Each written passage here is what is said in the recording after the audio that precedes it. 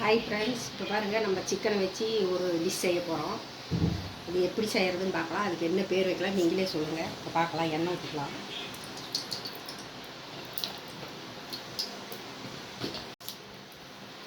சின்ன வெங்காயம் போட்டுக்கலாம்.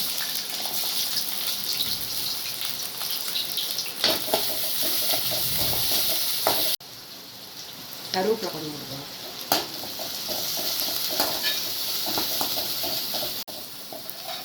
இப்போ இஞ்சி பூண்டு பேஸ்ட் ஒரு ஸ்பூன் போட்டுக்கலாம். நிறைய போட்டுக்கலாம்.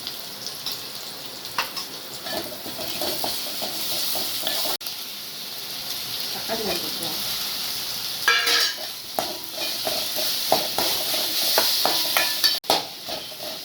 வந்து சிக்கன் போட்டுக்கலாம். சிக்கன் நல்லா கழுவி மஞ்சள் போட்டு கழுவி வச்சுருக்குது போட்டுக்கலாம்.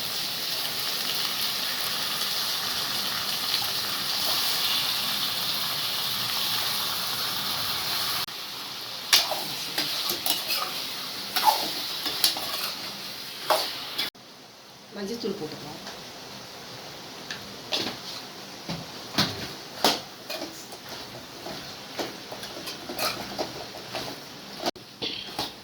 ஒரு 3-4 நிமிஷம் நல்லா வதக்கிக்கலாம்.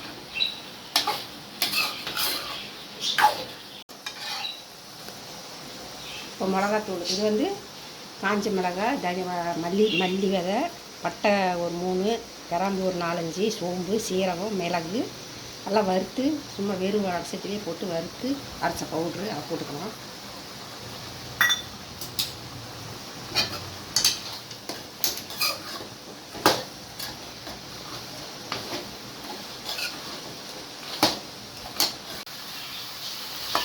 உப்பு போட்டுக்கலாம்.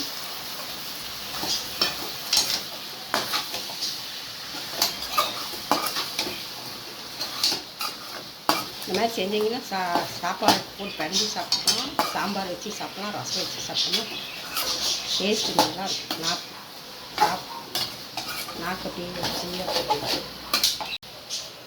இப்போ தண்ணி அது வேகிற அளவுக்கு தண்ணி கொஞ்சம் ஊற்றிக்கலாம். ஒரு 5 நிமிஷம் நல்லா வெந்து வருது.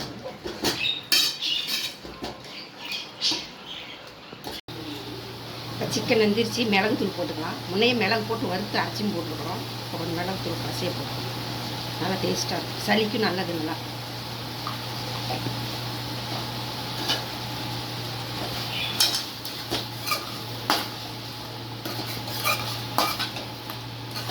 இந்த மாதிரி யாரெல்லாம் செய்வீங்கன்னு சொல்லுங்கள்.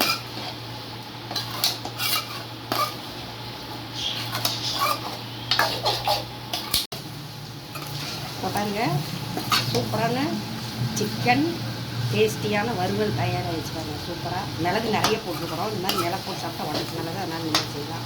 அடுப்பாக பண்ணிடலாம். சிக்கன் வறுவல் ரெடி.